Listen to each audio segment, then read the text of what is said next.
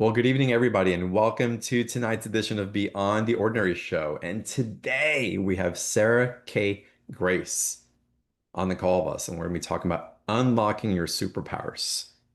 And the superpower conversation is interesting because I was shutting mine down for a long time in my life until something got stimulated and I knew that I couldn't anymore. And we'll get into that because Sarah goes in and pinpoints the nexus or that lives inside of you. So we can go ahead and expand into it and allow the unfolding to really serve us in the most beautiful ways and in the ways that they're really supposed to. So we're going to get into, of course, Sarah's journey of being the psychic paramedic, and it's a fascinating story. I'm excited for y'all to hear about what came through her and how it evolved in her work. We'll be talking about understanding the sensitive spectrum, what it means to be sensitive, gifted, empathic, and HSP, neurodivergent, and why so many of us are finally awakening now. And also, she's going to take us on an alchemical ride and talk about from going from fragile to fierce.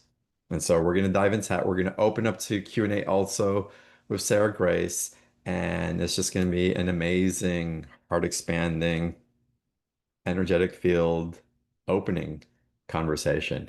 And Sarah's new to the show. So, to tell you a little bit more about Sarah, um, she used her innate psychic gifts while working as a paramedic in some of California's busiest 911 systems for 15 years.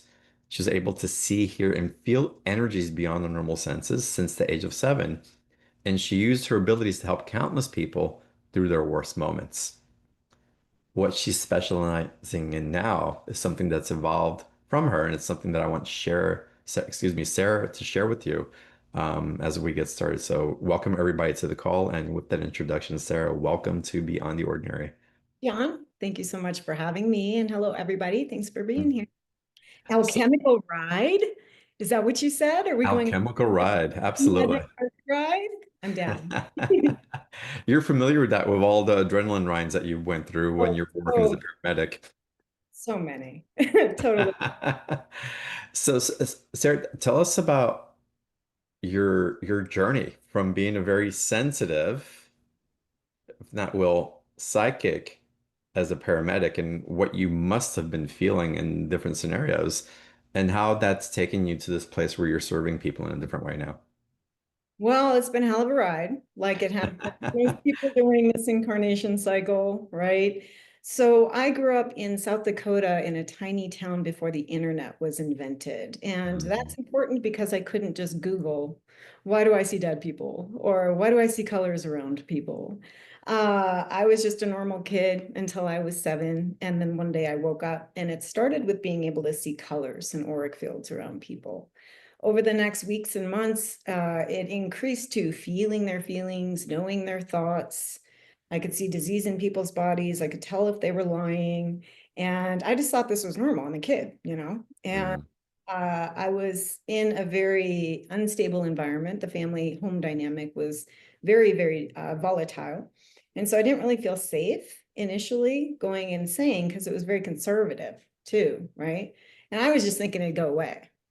So over the weeks, I got really dizzy, I got really spacey, kind of nauseated, I couldn't focus, and it's just being awash in all of this sensory information 24/7. So finally, I broke down and said something to a family member, and they did the whole hellfire and brimstone bit, right? Like, don't ever talk about that. You're going to illuminate. And at 7, like that's like such a ripe age for just burning into your psyche, for like, oh my gosh, what's wrong with me? So I developed a significant toxic shame, really thought that there was something wrong with me, and I tried everything under the sun to cope from that point forward. So dealing with high sense perception, just awash in all this stimulus with no understanding, no support, and then dealing with actual physical violence on the daily, it was like my whole nervous system was hardwired for, again, that Mm. intensity that came later, right? But I went through a series of things with my mom dying and a lot of violence and things, and I just kind of took a dark path. I went off the rails. I didn't understand. I just wanted to fit in like anybody. I just wanted to be loved. I just wanted to, yeah, be understood. And I didn't feel that. And so I numbed out, with drugs and alcohol for a number of years when I was young. And I actually overdosed and had a near-death experience. And that's important because it was a turning point for me. You Mm. get into unity consciousness, higher state of consciousness when we transcend the physical reality. And it was just this yummy love bubble, right? And I was like, finally, I'm out of there. Screw that crap. No way. I'm not going back.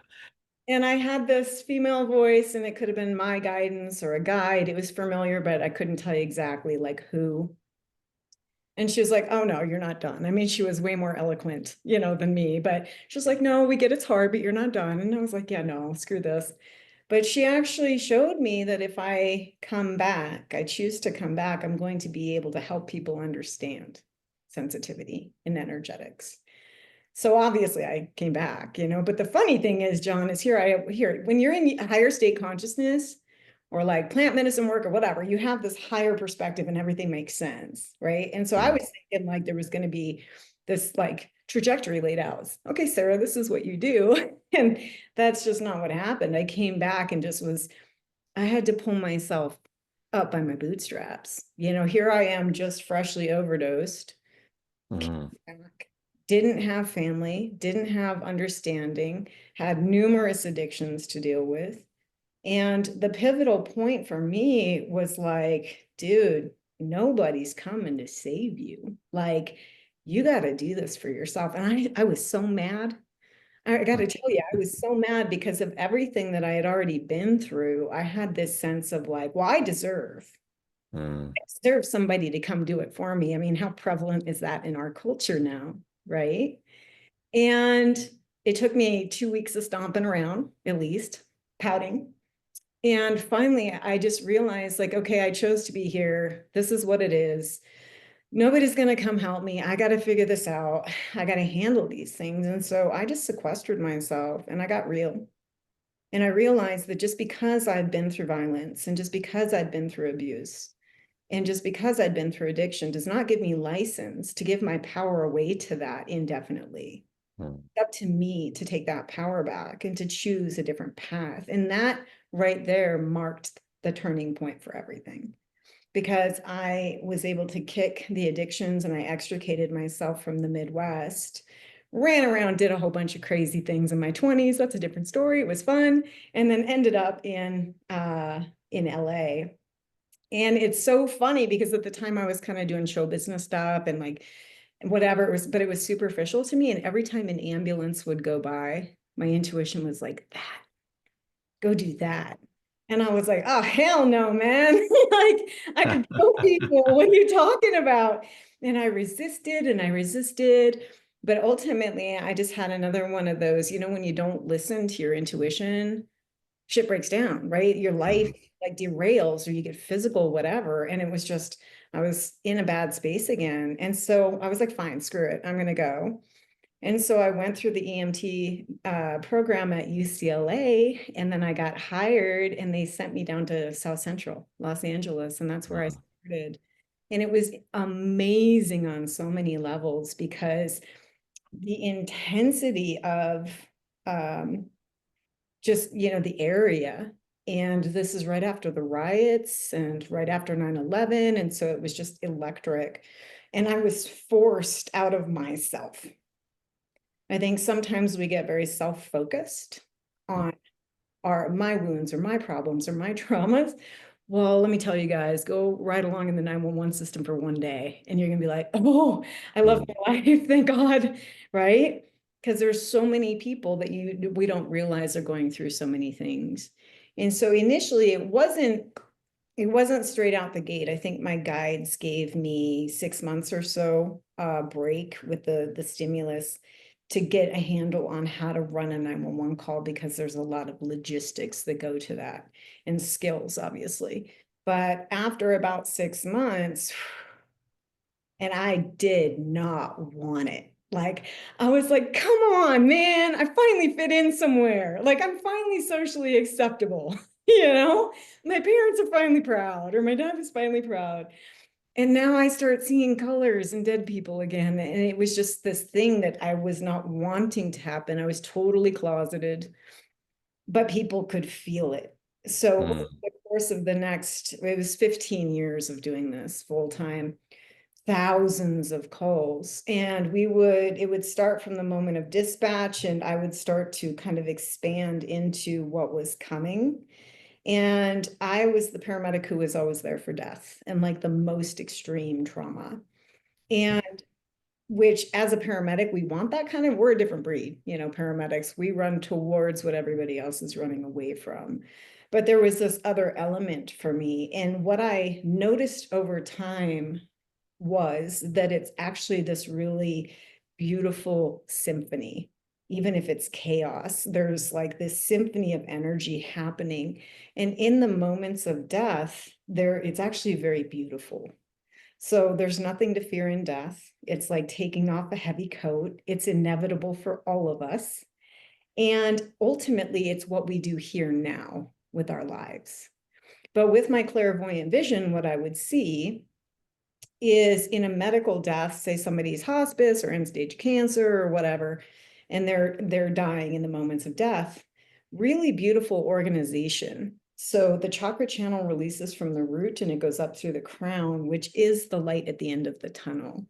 Mm. Pole shoots out the top of the head. It looks like a little water gun. It's funny. It's just like this little psh of mist. And then there was always somebody there to greet, some family, some religious archetype, some pet. And for some reason, it was always in the upper right-hand corner of the room. I don't know what that's about. But it was really beautiful to kind of witness how the auric field expands. And we hear a lot about this in near-death talk now and higher consciousness, the thinning of the veil. Well, what is the thinning of the veil? We all have high sense perception to various degrees while we're here in human form.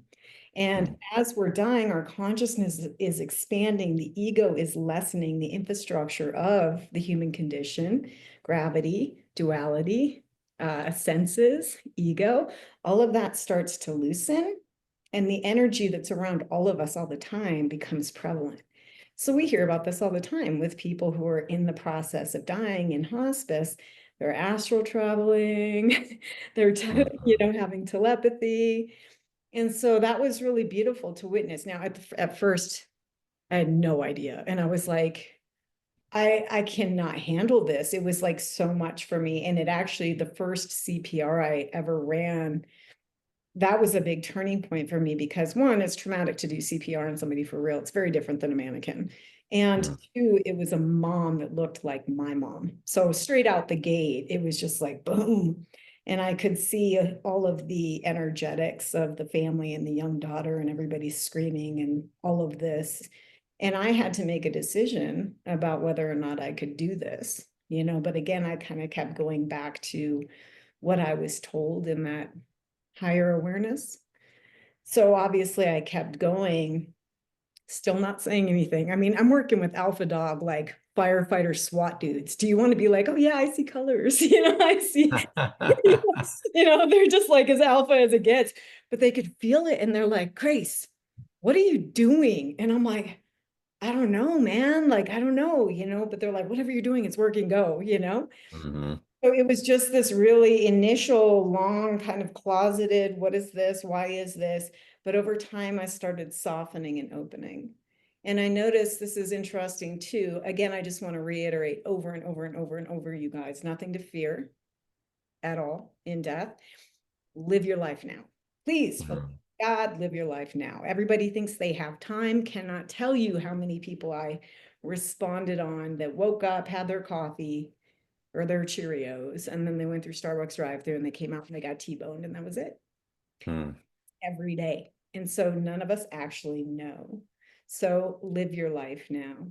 But interestingly, medical deaths were kind of organized, where trauma deaths, you got to think about it.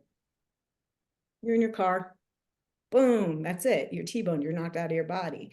Walking down the street, school shooting or whatever, mall shooting, in today's culture, boom, that's it. And so you're in your body and you're not in your body in a trauma, and it's very confusing to the person. So we would come on scene and there would be the body crumpled in the car and the person standing next to the car, their soul, which looks like their body, but I can see through them. And they're confused. And so they could see that I could see them. And I don't know exactly how that is. I guess it's just kind of the same way that spirits know mediums or mediums. There's just Mm, channel open. But I started developing this protocol of like, you're just in a car wreck, you're dead, we're going to pull you out, start CPR. So I'm telepathically communicating while extricating a body, starting CPR, starting IVs, intubating, and getting the patient wow. to the hospital, right? So I did this over and over and over and over. In traumatic instance, almost always some sort of angelic being comes. Mm, I never saw like winged creatures with flowing hair. That's a nice depiction. But angels and all of everything is vibration, it's consciousness, right? So it would start kind of like fireflies, and all of a sudden it would blanket the entire scene with just this really calm energy. mm, And then this consciousness would take shape, and it was very androgynous, very like holy, almost gentle, in the middle of just some insanity. And what would happen would be that the soul of the person who died would start to notice that and then eventually go into merging with them and they would disappear. So the first time I saw that, I was like, what do I wow. do with this? Like, how do I function? I have kids. I got to make lunches. Like, I get, what do I, I can't talk to this about other mother with other mothers at the playground. It was like this existential crisis for me because I still was not accepting myself. Mm, Did myself as a medic. Like, I love that. But now there's this weird thing with all this stuff that I'd been running from for 25 years.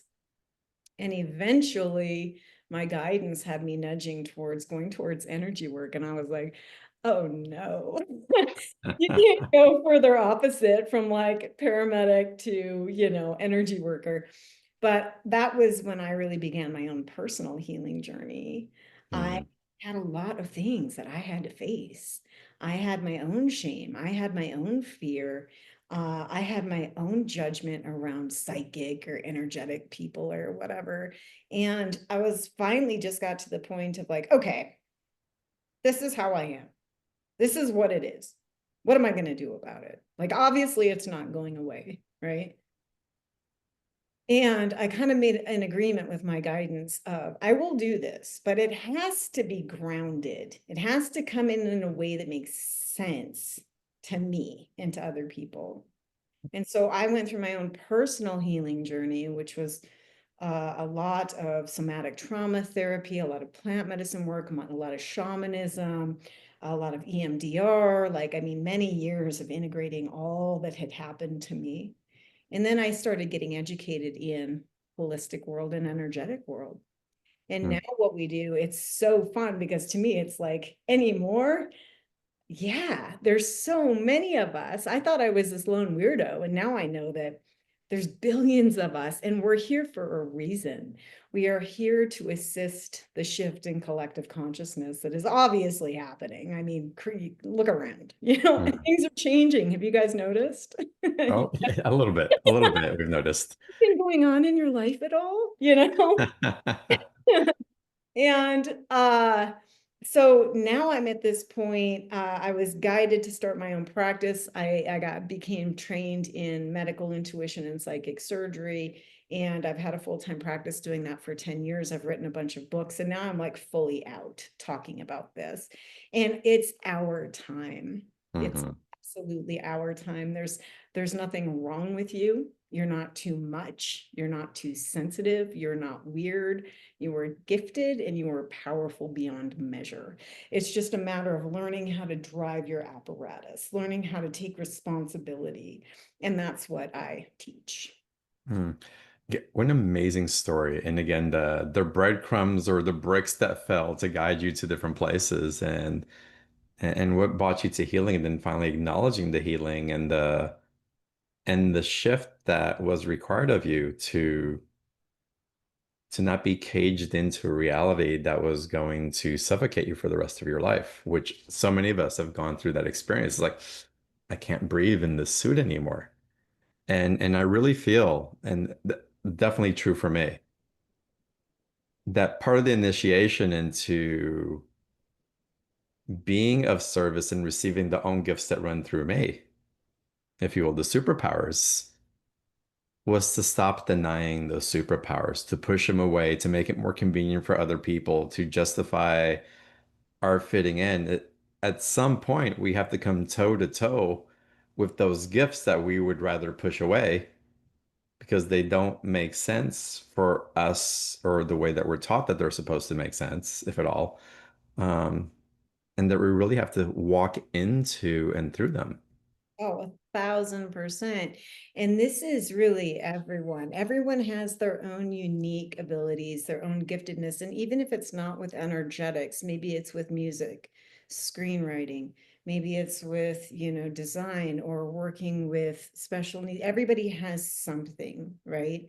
And a lot of times, well, what I see now, the way that the world is shifting, it's kind of obvious to me that this has all been queuing up perfectly. Hmm. It's that all of those bricks that each formed a layer to the foundation to have me understand. Like I had to go through each of those things, like having lived addiction to the degree that I did, the dark Hmm. that I lived, it helped me be a better paramedic because I've been there, and it helped Hmm. me be a better healer again because people resonate when people have actually gone through things. But it really is, we want to recoil. Oftentimes, we want to hide ourselves or shrink back out of some sort of, whether it's societal pressure, family obligations, the shit that people put on us. And then we get all like, oh, I got to conform, or oh, I got to, like, whatever. But ultimately, it's that inner knowing. And we're seeing it all over right now. People are hitting the wall, people are maxed out on what they Hmm. do. They can no longer hide. They can no longer try to anesthetize. It is time. And it's not comfortable for people, but it's actually beautiful because it's a cracking open. Now, there is a mass exodus. People are hitting the, okay, this is a little hot. I'm out of here. And there's a lot of people that are dying and piecing out. That's okay, right? Because it's again just taking off a heavy coat, going back, hanging out for a while, and then choosing different incarnation cycles. And those of us that are in it and remembering, it's a massive invitation. We can do more change. You guys can do more personal change, more growth in this time frame than maybe ever in this life because everything is so compressed, everything is so expedited. So I know that it's not fun, and I know that sometimes it's like, dude, I don't want to do this. And like giving yourself grace to be human, giving yourself to melt down. Like I totally still do that from time to time, right? And then coming back and being like, okay, right. It's okay. I can do this. And the other thing that's very important, so the first and foremost thing, understanding that it's okay to be angry, it's okay to be jaded, it's okay to be sad, it's okay to have whatever distractions you're up to. But we got to be real about what we're doing. If you want to grow into the person that you know that you can become, we have to be willing to stop lying to ourselves. And that's a big ask for some people. And then being willing to actually say, "Ugh, I gotta do it." Hmm. Almost, it's almost the majority in the way the culture is formed, that it's always somebody else's fault or it's somebody else's, whatever. And ultimately, in this journey of becoming, which is all we're doing, we're in a sandbox. We're having experiences. Some are fun, some suck. We can never mess it up. We can never go off path. Nothing is not spiritual because everything is consciousness, right? And the more that we are like real, authentic, Hmm. whatever that is in the moment, that's the fastest way to get through it with ownership of, okay, I don't like this, but what is this teaching me? Why is this here? Out of the trillions of potential scenarios, why is this here right now? How is it that I want to navigate? Right. And the more we do that and be curious, then the more your consciousness expands, new energy can come in, trauma begins to release from the cells, there's space to integrate, and then we actually start to change. So beautiful. I love the way that you're articulating this and then again the invitation and again it's a soft landing into it. But the getting real, getting to truth. And I know there's some questions about psychic surgery and medical intuition, and we'll get into that in a little bit. But I want to just go a little bit deeper into this part of the conversation because part of the integrity that rises within us, again, is unlocking our superpowers. One of the things that I ran away from for most of my life was this amazing sensitivity that I had. And why did I run away from it? Because I was mocked for it. You're too sensitive. Men don't feel. No, you're not feeling that. You're wrong, even though it was right. The whole kind of like gaslighting whenever things and a lot of trauma that came up through the family. It's like, no, you don't talk about that. It's not really happening. And so just a pushing back where, well, I'm not allowed to be sensitive. It's not safe to be sensitive. If I feel so much, I'm gonna be rejected or I'm gonna upset somebody. And so I held that in until at one point I just couldn't anymore. I was like, I just can't do it. And this is actually probably my greatest strength. And I call it sensitivity, but that sensitivity is really the gateway to my connection to spirit, my seeing on the other side, my being able to sense and translate energy as it comes in. But if we shut it down from the beginning points of our human consciousness, then we're creating the kink in the hose of that connection to divinity in so many different ways. And I love how you talk about sensitivity. And we've had conversations about empaths and a sensitive spectrum, but I think it's really important that we go into a reinterpretation of that sensitive spectrum, Sarah. And if you could break it down for us, because there is something in the energetics of hearing it explained to us and re-explained to us that there's a relaxation that we're not so alone in this necessarily, and that it is time, if we haven't, or if we have, to awaken it even further. Oh, yeah. You're speaking of something so important because Mm, it's foundation. It's mhm, right. And most of us are shut down early because most of us are deep and intense and like, yeah, we are how we are. And in this society, which is very masculine, dark masculine consciousness right now, which is very linear, it's not bad, it's just what it is. We're mm, shifting out of Piscean, dark masculine, into Aquarian right now, beginning of this shift for the next 10 years. It's really going to open and then it's supposedly going to go. Understanding that this has all been done before you guys. Okay. We're just in one of those really unique spots of these cycles. I mean, these are like 1 to 2,000 year cycles. These are big. These are huge contracts that are way bigger than our little human selves, right? But our entire society is constructed the opposite of how we are. Everything is loud. Everything is abrasive. Everything is in your face. You can't pump gas without stuff blaring. You can't go into a restaurant. Everything is just like, blah, blah, blah, blah, blah, right? And what we're seeing now is more of us being like, dude, no, this isn't mm, right for me. This isn't how I am. And for a long time, we were shamed. And now what's happening is we have an incoming population of significant spectrum kids, very gifted. We've got lots of neurodivergence, we've got lots of autistics, and we've got full spectrum HSPs, and I'll get into what that means. But mm, more of us, okay? And so there's strength in numbers. There's probably more of us on the planet than there's ever been in this incarnation cycle anyway, with more coming in every day. So what does that mean? It's our time. mm. So yes, I know it's loud and annoying and you've been shamed and told that there's something wrong with you, but that is old. That is Mhm. outdated. We are the future. Holistic is the future. This is where this is going. And it's going to continue to cycle for the next, while.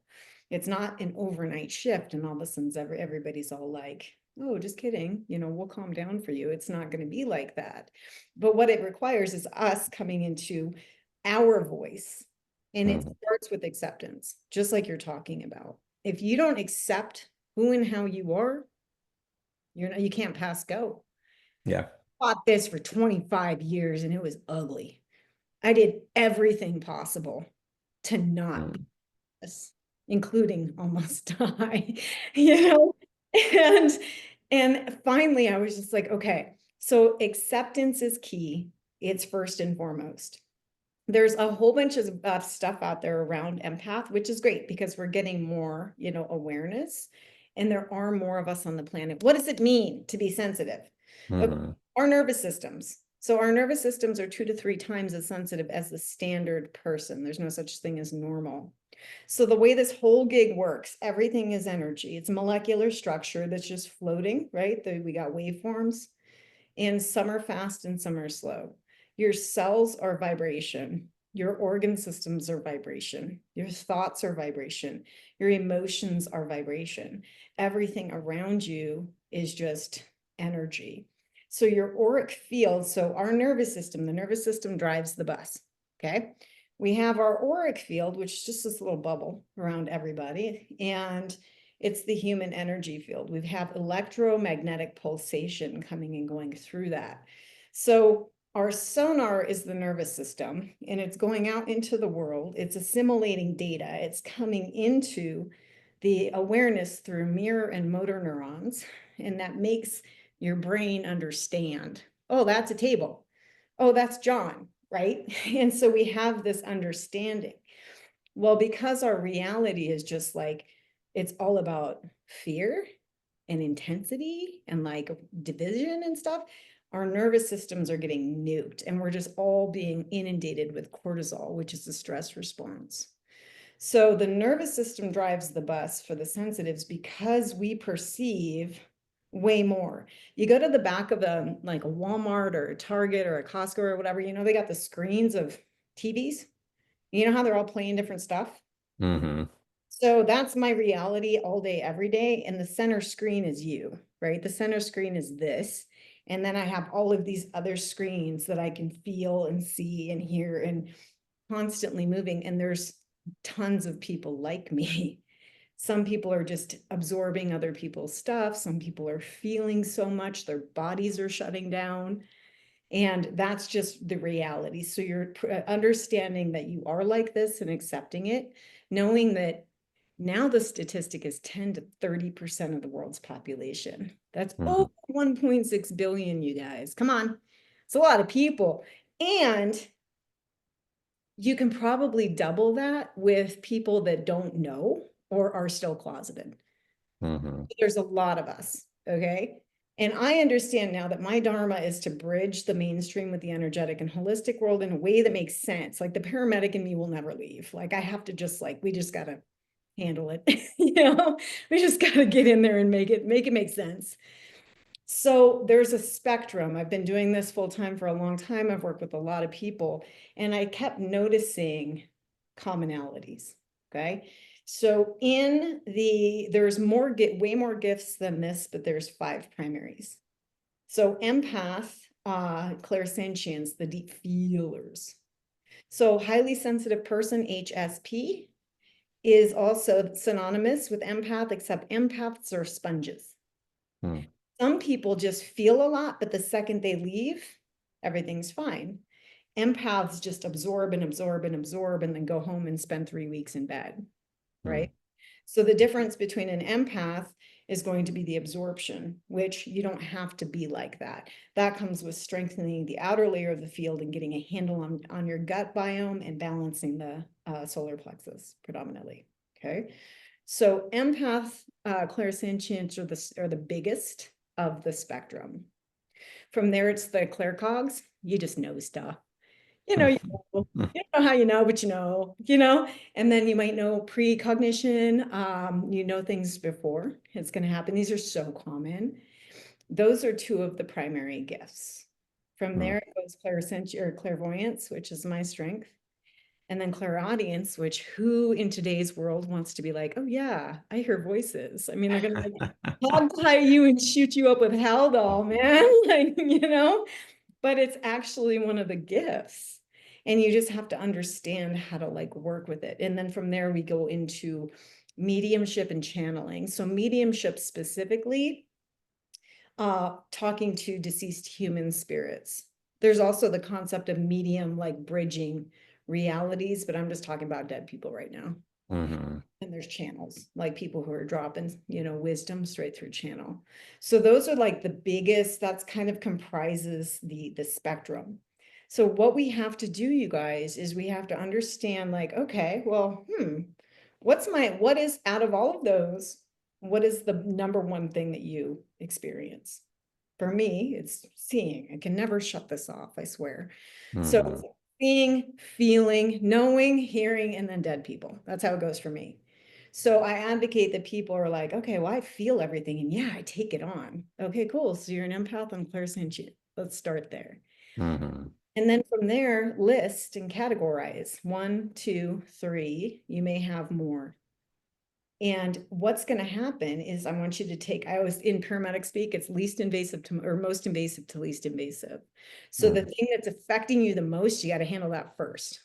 If they're not breathing, I don't care that they're bleeding, right? Or that their toe is broken. I have to handle the airway. So when it comes to what is your gift? How does it come in?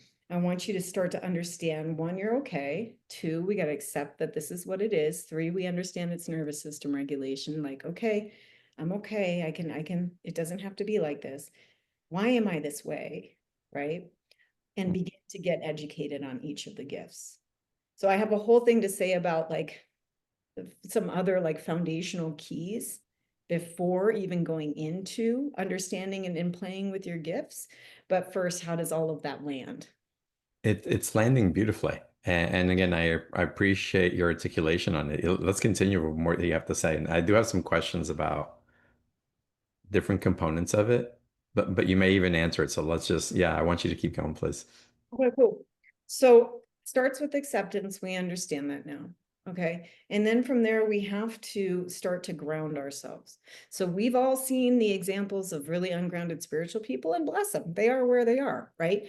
But in order to be fully powerful in your gifts, you have to be willing to come into your body. And this can be a hard sell Mm. because it kind of sucks, right? Sometimes it literally feels like I'm in a vice grip being electrocuted. And it's like, yeah, I'm good. I'd rather, right? Because of the intensity, because we can feel everything, because we sense the collective as well as our own individual. So being willing, and this is so acceptance, like true acceptance may take time. I want you to really sit with, because a lot of people were shamed and condemned or had religious dogma, thrown down their throats. And so they think they're like going to hell or something. Like whatever your family structure, whatever that is for you, take your time coming to. Don't just, try to push over it. Really go through the process of like, okay, I accept this. And then from there, the second hard sell, big sell, is to be willing to come down into the body. Now, here is where the accountability piece, because if you've already decided I'm responsible for my life, nobody's going to come do it for me. This can suck, but I got to do it. God damn it. I got to do it. What happens is again, it's all about assuming that power. So you were wired this way for a reason, not to be punished, even though I know it can feel like that. 3/4 of my life has been extremely uncomfortable, Mm. emotionally, physically, energetically, just constantly getting pummeled, right? And I fought that and thought there was something wrong for a long time. And I disassociated and I numbed out. Sound familiar? That's most people. Mhm. Willingness to ground, willingness to be in the body, very important. So how do we ground? Basics. Breath, go outside, walk barefoot. We all know that one. You could do cold plunge. You can jump up and down. There's a million ways to ground, grounding mats, and even 10 minutes a day, right? Just starting with the willingness and then really pay attention. Where are you? Because most sensitives are not in their body. I lived up here behind for years, and it's like I was watching myself, and it helped me to not quite feel it quite as bad. But I knew that I was going to have to come down and in to heal. And then my guides were making it very clear that, yeah, you're not going to get handed the keys to the kingdom if you won't come down here, right? If you won't like own it. So again, that's kind of a self-negotiation, and you can take it at your own pace. And it's okay if you come down in and you're like, oh, and then you go back out. I'm just going to advocate that you play with it. Okay, so that's step 2. Acceptance, step 1. Grounding, step 2. Clearing your energy field daily, step 3. Back to human electric auric field. And it's not just one color, you guys. It's like so many colors. There's so many layers. It's molecular data, it's algorithms, it's math, it's a whole bunch of things. But it's a complex structure, but it's just moving energy, right? Mm. And so clearing your auric field, I see there's 2 camps. One group, major group that comprises sensitives in today's culture. Heavy, lethargic, exhausted, adrenal burnout, carrying extra weight in the middle, fibromyalgia, can be bipolar, but they tend towards more depression, just like really super heavy, sluggish. And I come see these guys, and most of the energy in their field is not even theirs. Mm. And it's Wow. like liberation. They lose 1,000 pounds when we clear that off. And they're like, holy shit, I feel like myself. It's like, yes, right? Mhm. So understanding that you can clear your own field every day. You have to understand how, like, we teach down the line, like the hemispheres and how to expand and contract. There's tricks and tools for when you're going into Costco or Walmart. Like, you contract your field, and like there's things that you can do to not take stuff on. Mhm. But in clearing, sage, rose water, lavender water, Epsom salt baths, like direct sunshine, easy, right? Mhm. So acceptance, ground, clear yourself daily. And again, the paramedic in me is just all about practical. We're not going to get into some big, long, it's got to be this whole elaborate shanti thing. No, 10 minutes in the morning, 10 minutes at night, or between clients or patients, or your kids are driving you bananas, like whatever. Like, you handle it in the moment, right? And then from there, we have to be willing to take responsibility for our physical health. So nervous system dumps cortisol, blows out your adrenals, jacks up your gut biome. The gut biome is the second brain of the body. It literally dictates energetic perfusion and homeostasis through all of the organ systems, through the thorax and abdominal cavity, right? The gut is so vital. Are we ever taught much about that? Not really, No. right? So we want to start to learn, we got to do basics again. Okay. You can get all up into a big cleanse if you want to, but how about we just start with, like, are you drinking any water? Mhm. Are you breathing? Like, let's start there, guys. We gotta do like practical. So increase your hydration, increase your breath. You got to move your body. You don't have to train for a marathon. You can if you want to, but you got to move, because if we're not moving it, we're going to lose it. That Mhm. perfusion. So the auric field, the chakra channel, the meridians, those are the key components to the energy anatomy. You understand how those work within your system. You take responsibility for each of these sections. Those are the keys to the kingdom. This is how we become powerful. So when you're grounded, your auric field is clear, you're healthy in your body, and you understand your gifts. Whew! this is where we get to like airbender shit. And it is so fun because we can literally do all kinds of cool things, right? Hmm. So we are not fragile. Don't have to hide away from life. That's what I don't like about a lot of the stuff that's out there about empath. I'm an empath. I'm so sensitive. I'm so fragile. Thank you. I understand that it can suck, but it doesn't, we're like this for a reason. And if you have the fortitude, this internal strength, and it takes guts. It takes guts to claim your own power. It takes guts to claim your own health. If you are healthy and happy in today's culture, that is the ultimate act of rebellion. Hmm. People are It's, like, it's the what? ultimate act of success as well. Oh my gosh. Right. People are like, what are you? How dare you? We're miserable. It's like, well, yeah, well, have fun with have fun with that. I spent decades in that. I don't need to do that anymore. Okay. So I hope this is all making sense. So I'm just one more reiteration on this part because it's important. Acceptance, grounding, clear your field, get healthy in the body. And again, that's basics of hydrate, eat good nutritional food, take care of your gut health, breathe, actually inhale and exhale. Most people don't. Hmm. And then get in the sun, drink water and get in the sun. We're plants with anxiety. Like Hmm.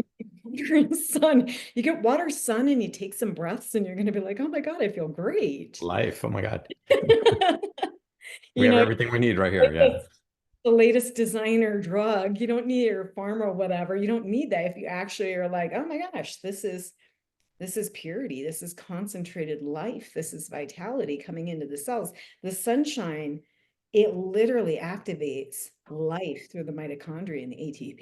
It's insane. And we're taught to fear it, to not go into it, right? Hmm.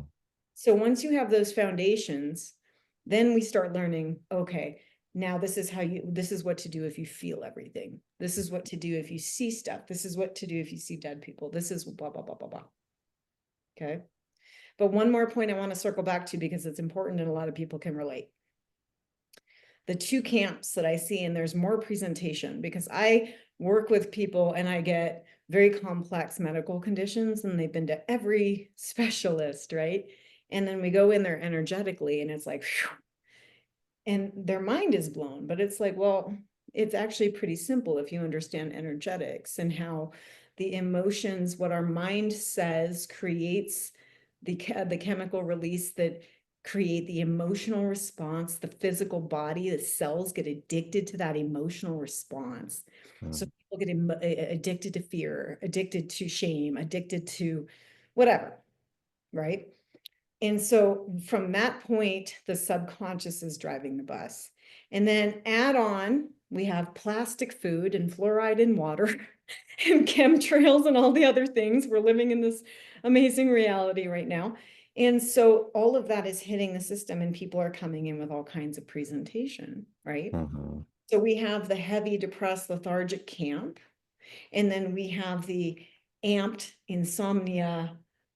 They can be manic, they can be bipolar, but we know those people that are super overachievers, but they're just like pedal the metal all the time and they blow out their. Hmm. So those are the two camps that I see, the foundational underlying etiology of medical conditions that I work with. And it branches from there. Is it fibromyalgia or is it Lyme or is it cancer or is it some mental whatever? We see all of it, but usually it's stemming from those two camps that come from one of those structured foundational things we just talked about, or usually most of them are not dialed, not in place. This is all such great information in the way that you're sharing it, Sarah. Thank you for that. One thing that comes through, and a question I have for you is that there's a propensity to, okay, I'll open to receive my superpowers, but then we're siphoning and we're sipping it in because we don't want to feel so much. We feel like we don't know how to protect ourselves because it wasn't safe before if we even need to protect ourselves. And then as we become even more attuned to that, the circumstances that start demonstrating themselves, then we start maybe doubting what we're really seeing that's true and wanting to make excuses or some type of amendments in the reality so that it fits other people's storylines. And so how Or do you work with people again with that need to feel like they have to protect their energy because they're so sensitive or become so reclusive because they don't want to go out or be around other people or circumstances and they shut down a part of their life because of that. And then again, maybe even doubting that what they're feeling is even true and then start circulating that shaming, guilting, blaming within themselves and it's really somebody else's. totally. So perfect question, because that I believe is where almost all of us start. Mm. On my path, I've met a few people that were like, oh yeah, my family was super open and it was really easy. And I'm like, wow, that must have been something, right? But again, societally, we're taught that there's something wrong with us, that we're too sensitive. And so, what the difference is, so if you're just starting out, if you're just coming to terms, if you're just learning about energetics or your trauma stuff or what spirituality is or what consciousness is or whatever, again, we Mm. got to start with the basics. And the basics is learning how to, we've all heard of ground, bubble, and protect. You can just envision yourself in a little light bubble, right? You can ground yourself and you can feel safe in that sense. That's the basics of where we start. But as we progress, we shift from defensive to offensive. And this is where the game changes. Now, shifting from defensive to offensive takes time because you have to be willing to trust yourself, to change, and to be a little uncomfortable. Okay. Mm. It can be easier to kind of, I'm so sensitive, I'm going to shut down and hide away. I get it. I've done it. You know, I still need a lot of alone time. I still need a lot of space because of the way that I am. And I've learned how to like navigate in the real world. So we go back to basics. You understand, you learn about energy anatomy, grounding, nervous system regulation, hydrate your body, get in the sun, and then learn about that. What does that mean to ground, bubble, and protect? Mm. Once you're like, okay, I think I got that. Then we start leaning into it. This changed everything.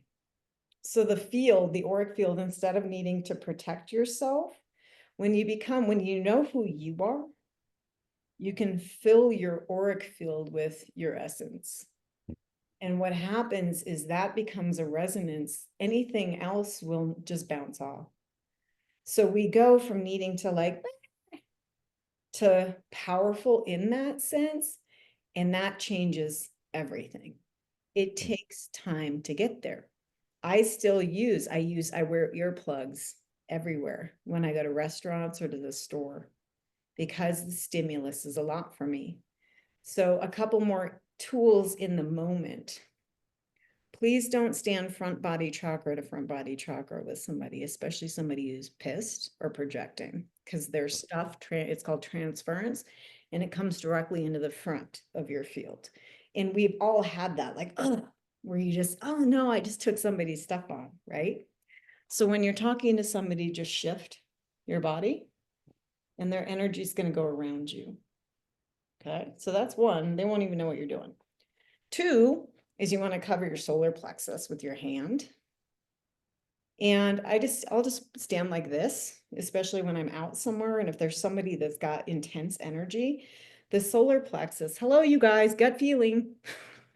It goes right across the transverse colon, solar plexus. It's just like this giant vacuum for empaths. And it's just part of being sensitive, but you can learn to modulate it. Okay, so you're going to turn. So when somebody's talking or projecting or gossiping or fear mongering, it goes around you. And then you're going to cover your solar plexus. And if they're really intense, you cover your heart and it bounces off the front of the chakra. It's an actual, right, shield. So from there, if it comes in anyway, just take your fingers, don't freak out, just remove yourself from the situation. Take your fingers and press on the back of the skull at the nape of the neck, right midline on the vertebral column. Relax the jaw. And this is like Alt Control Delete Reboot. So you can push, you don't got to be fancy, just squish around back there. Push, kind of like there's a squishy spot that kind of hurts. Very important pressure point. And this is like Alt Control Delete Reboot for the nervous system. So if you just took on somebody's stuff, remove yourself, push on that exhale for a couple of minutes, resets. Mm, amazing. Wow. Practical, Wow. practical. Wow. We got to know what to do in the moment. And then just so you know where we're going, what we're capable of. Okay. The more you have tools and you're like, oh, I get what this is. I have a choice in this. I'm not a victim. I can feel good. Mm, We start to feel more empowered and then we fill our field up. And then what we understand is there's just, I'm going to put this in your brain. There's 6 hemispheres to the auric field: front, back, left, right, above crown, below feet. So we want to balance those. Most people are like bobbleheads, or they're hypertrophied or swollen on the front body. So they're like leaking energy everywhere. So what we want to do is learn to balance front, and we teach this, right? I'm not going to go into a whole thing now, but just putting it in your brain. So the auric field has 7 primary layers, right? Somatic, emotional, mental, astral, etheric template, etc. And it's all just energy. It all matters. But when you understand, hey, this is my field and I'm in charge of this, and if I don't want stuff in here, it doesn't have to come in here. So what we do is we learn to expand and contract the field at will. And this is so fun because it just is, it saves such a headache. Because mm, I got a ground and bubble, half the time that doesn't work because it's coming from a fear response. But if oh, I'm going into the store, and you contract your field to like just right off the skin, there's less porous infrastructure because this whole thing is a semi-permeable membrane, right? But when you contract it tight, other people's shit can't get in. mm, And when you feel good, you expand big, big, big, big, big, and you can play that way. So it's like reps at a gym, and that's what we teach is like, all kinds of tools for this type of thing. But you're safe. I understand we all start there, but ultimately we go from defensive to offensive. When you become offensive, you start feeling better. And mm. mind you, when you get powerful, the people who benefited from your codependence don't like it. Right. Codependent caretakers, oh, I'm sorry, is that us?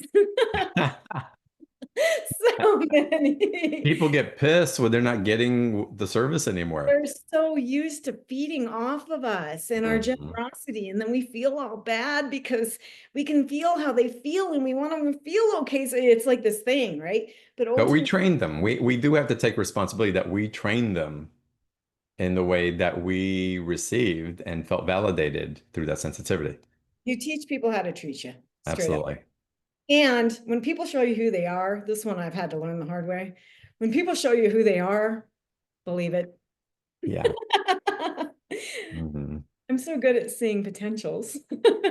Right? I can see their grid. I'm like, woo. So, so did all of these tools make sense? Yeah, they make a lot of sense. And y'all, we're gonna play the replay. So don't worry if you didn't catch everything but there's so much that's resonant here, right? So I want to get into Q&A with the audience here in just a little bit. So there's already hands raised, questions coming into the chat. We'll get into those in just a second. But again, if you want to ask your personal question, raise your hand. And again, we'll try to roll through as many questions on today's call. But before we do that, how would you guys love to unlock your superpowers or unlocking even more? And then how would you love to thrive as a sensitive in this world? And I ask those questions because Sarah's going to take you deeper into that.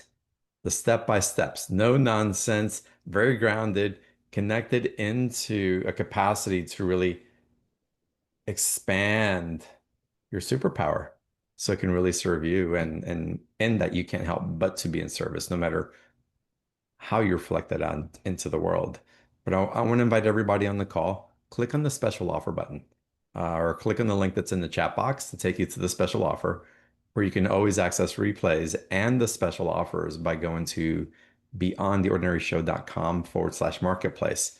And for Sarah, you'll find her picture on the marketplace. Click on the picture icon, and it'll take you to that special offer as well. And Sarah, guide everybody through what they're going to receive. Um, from this opportunity to work with you that you created for BTO.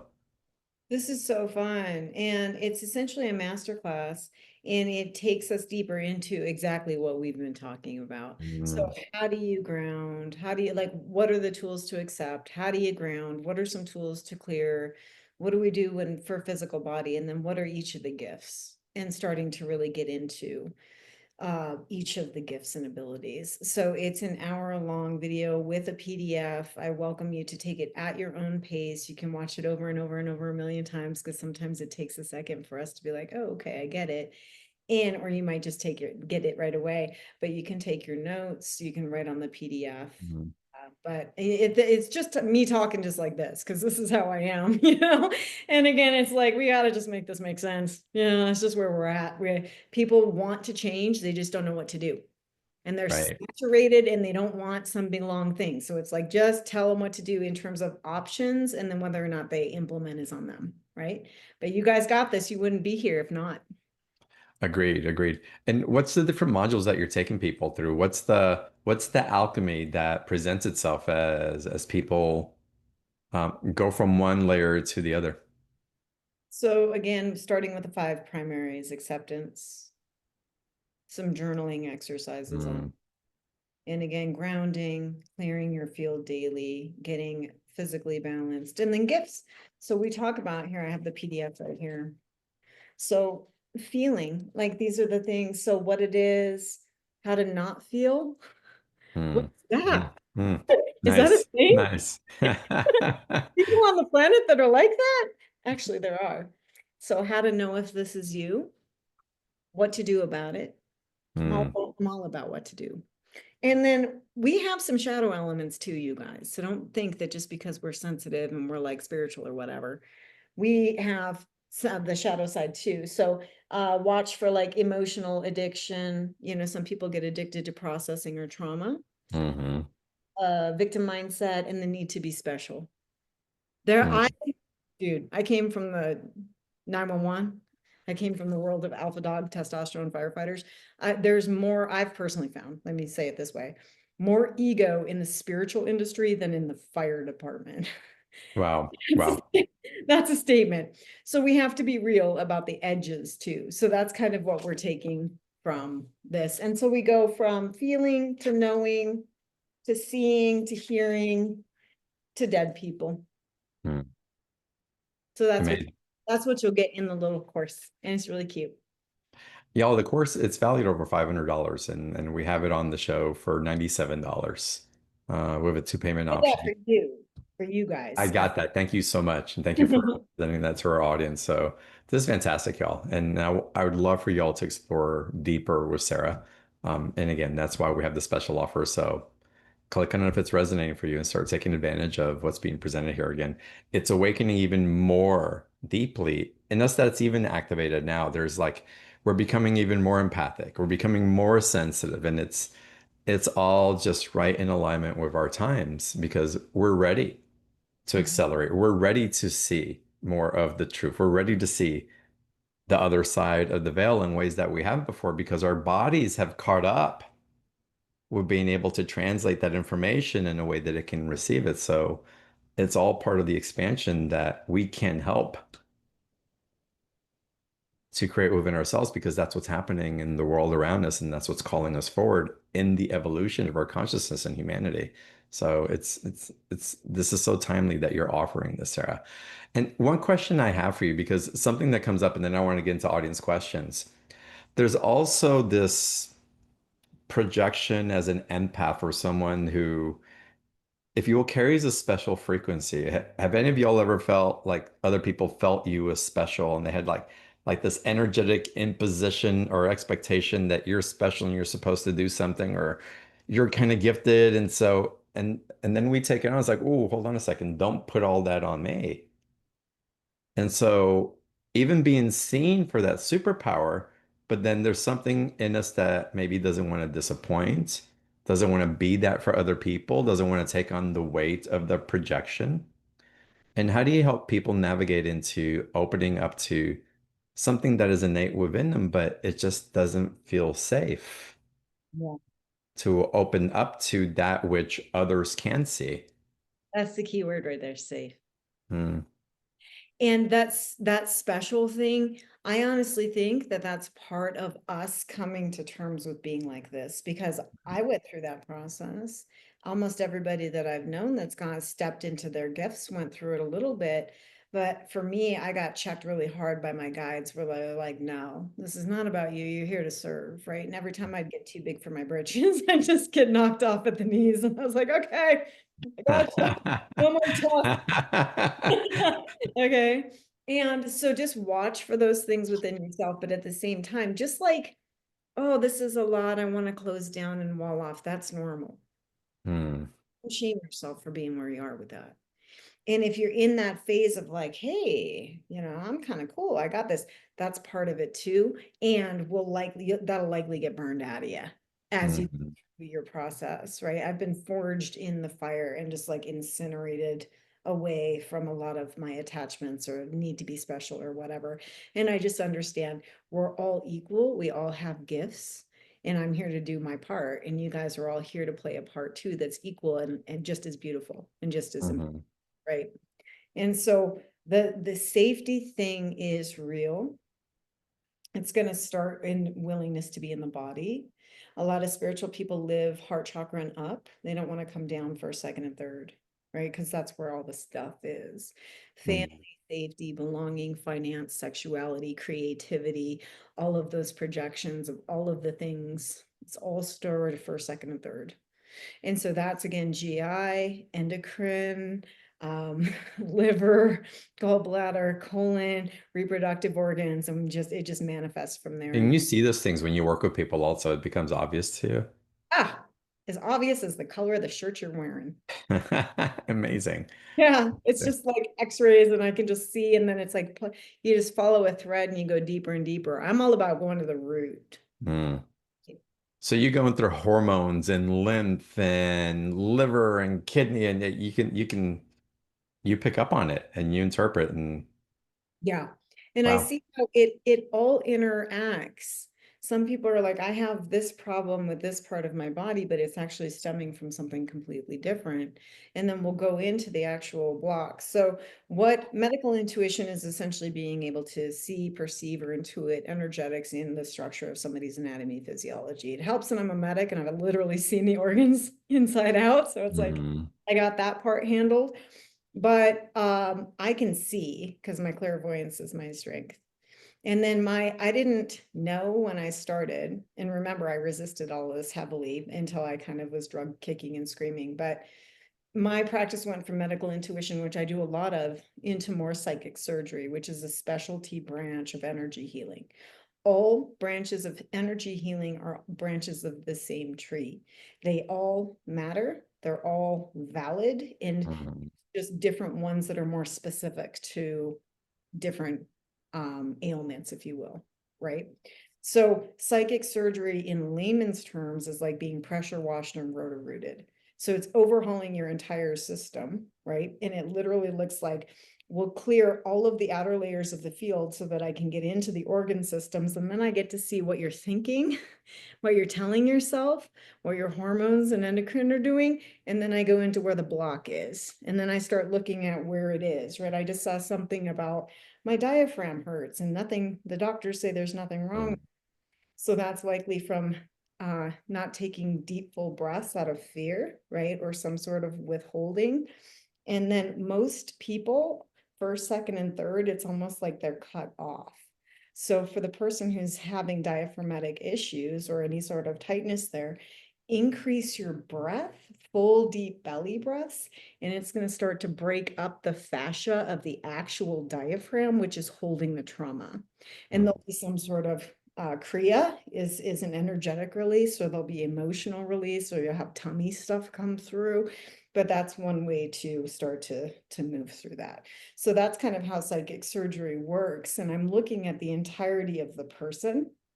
And then I'm also looking at what meds they're on, what they're actually doing. Like, this is what I love. I'm still a paramedic, man. People tell me, I know what people are really doing. It's like not one glass of wine, it's an entire bottle or a bunch of Xanax or whatever with their boss. It's just like, and we have to, we got to be real, right? No shame. Yeah. Everybody's up to what they're up to, right? But it all interplays into the cells differently. And so psychic surgery is like a total system reset. I just come essentially pull you out of the ditch, triage, overhaul, stabilize, clear, get you back to baseline, and then hand you tools so that most importantly, you know what to do because you are your own guru. You are your own greatest teacher and healer. Mhm. We all just need help from time to time, myself included. Beautiful. Thank you for that, Sarah. Let's start playing with some audience members. Let's go to some live calls. Yes, Yeah, I love. Lori, let's start with you, Lori. Welcome to the call. Oh, Lori, can let me ask you to unmute. There you go. Got it. Thank you. Lori. Hello, Lori. Hi. Wow. Wonderful information. Oh my goodness. Um, so I have had almost 2 years now. I have had this discomfort, and sometimes it's very severe. It's always there. It's never not there. Sometimes it's severe, sometimes it's not so severe. Right, kind of right where my rib cage ends there. And I've gone to a naturopath. I've done food elimination. I've done these tested ultrasound, MRI, done all this stuff. Nothing can be found, but it's very, very uncomfortable, especially when I'm like sitting. If I'm upright like I am now, it's not so bad, but if I'm sitting at all at any kind of an angle, like on a sofa, I'm squirming all the time. It's very uncomfortable. So wondering if you could kind of tap in and I saw that was what I was just referencing with the diaphragm and the tightness in the diaphragm. And so with you, we have, you know what an outie belly button looks like? And this isn't bad or wrong. Everybody's got their stuff. We're all just where we are. And so in your solar plexus, it's just protruding slightly. And it may be because you're sensitive. It may be because you've taken on other people's stuff. It may be a combination of hormone stuff or just cortisol stuff. But between the sacrum is a little bit, it's a little bit more consolidated. And then it's like the solar plexus feels like it just is pushing. And that's actually pushing against the diaphragm, which is going to give you that discomfort and cause, are you taking full deep breaths at all? really, and I guess not. No, I don't think so. Mhm. So what it's likely going to be is a binding of the fascia because the diaphragm is a really powerful muscle. And if we're not taking full deep breaths, which most of us don't do, in combination with any sort of, everybody has first, second, and third chakra issues. So don't think that there's anything wrong, okay? But if you meditate, I want you to just visualize, you can open up the root. So just dilate the root. So we all have a crown cap and a tailbone cap that keeps the energy of the central column intact. The tailbone cap looks like a thimble. So you're going to just visualize like, oh, I'm taking a thimble off my tailbone. And what's going to happen is you're going to soften the perineal area. So you're going to release and dilate the root. And this goes for everybody. Okay. This. Mhm. So first things first is you can just sit in a comfortable position. For you, Lori, I really want you, it's going to be about breath. And I'm going to advocate myofascial release, and I'm going to advocate getting a lacrosse ball and rolling it up under the diaphragm. And you're going to have big emotions, girl. Okay. And what'll happen then is we want to be rooted and open through first, second, and third.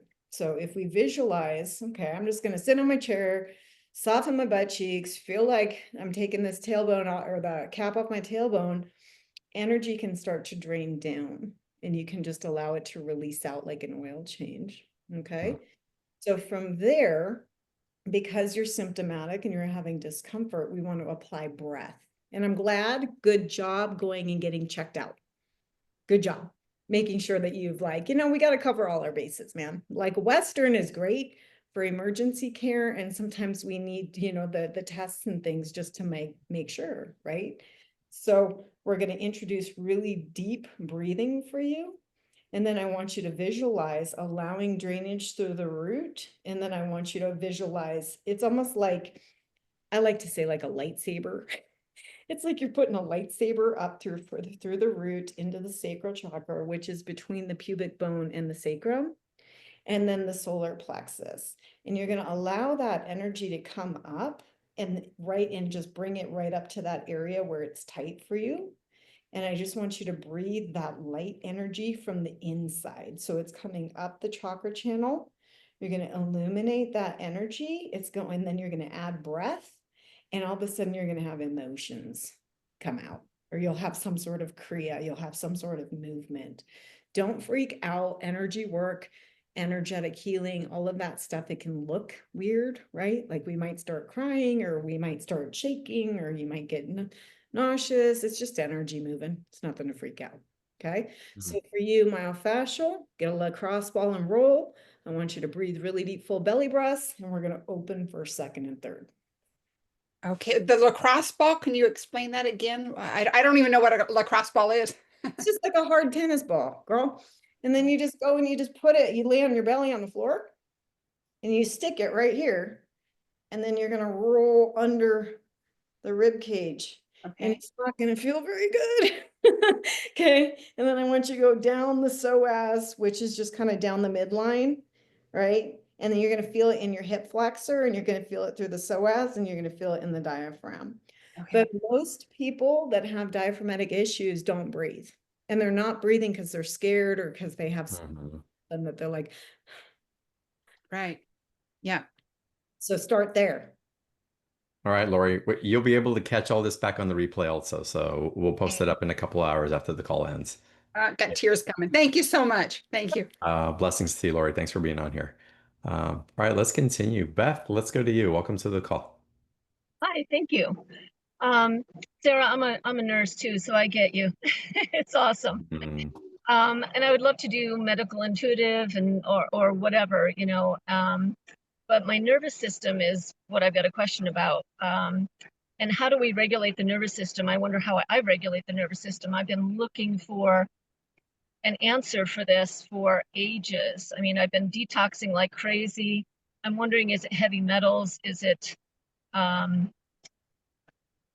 you know, what is it that's keeping me so shaky feeling? Yes, super common. Thank you for your service. Hmm. Choices turned over to you guys forever. So good job if you're doing a parasite cleanse or heavy metal.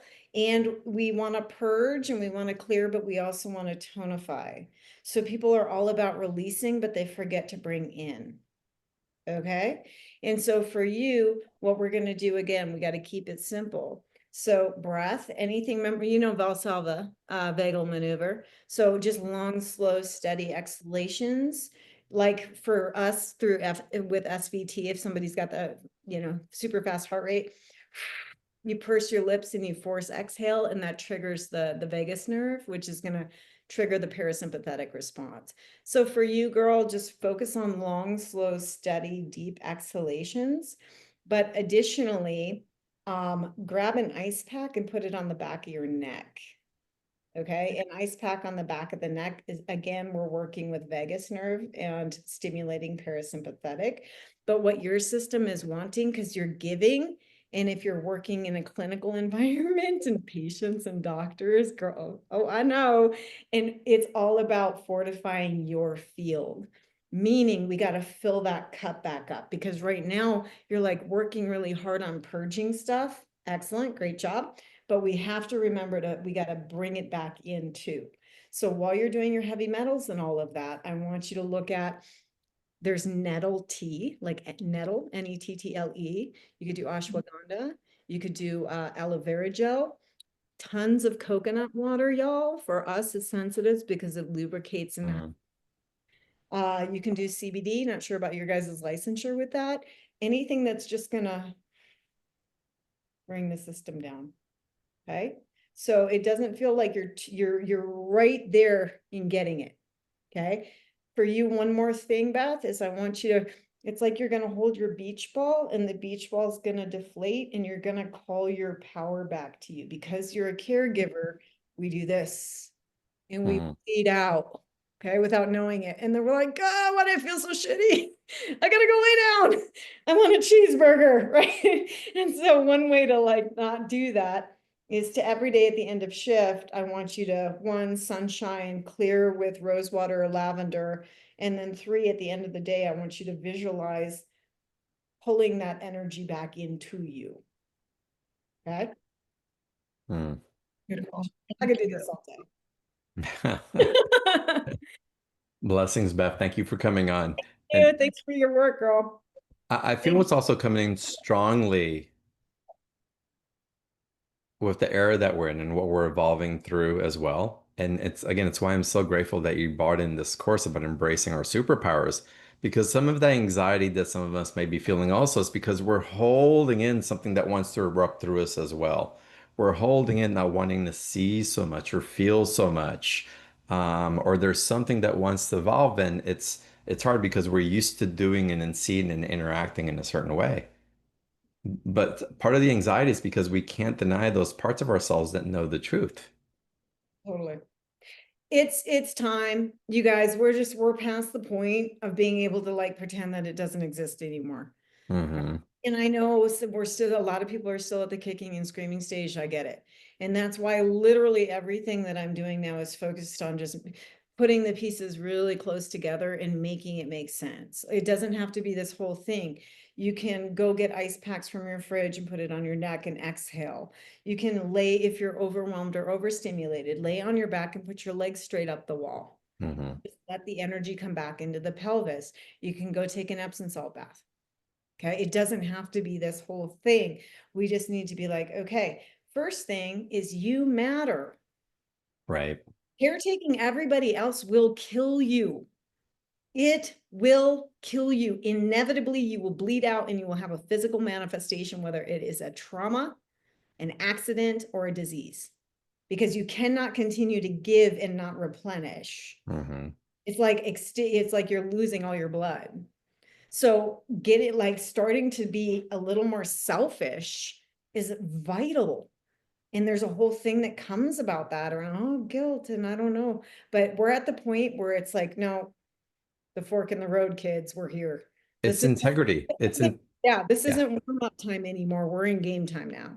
And We're in alignment and we can't ignore alignment anymore. We're too sensitive to ignore it. And if we ignore it, we're going to physically, emotionally, spiritually, and energetically feel it. yeah. And it doesn't have to be like that. Right. And that's what I'm representing, because there's not a lot of representation of healthy, happy empaths. Hmm. There's not Thank a you. lot of like super powerful sensitives. And I'm like, well, let's do that.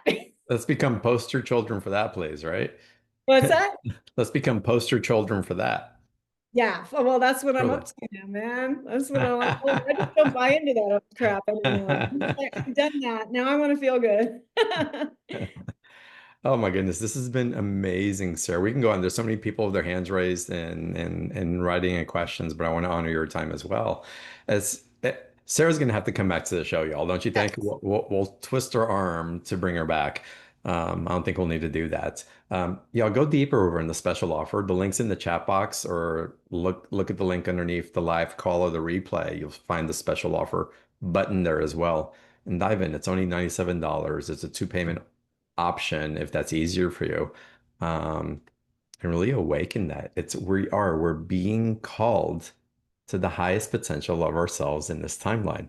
And how amazing is that? And how amazing that we can guide each other through what we're empowering in our superpowers and demonstrate to each other what's possible and that and how safe it is and how fun it can be and get to create and see a world through the sight and through the hearing and through the feeling that you uniquely carry.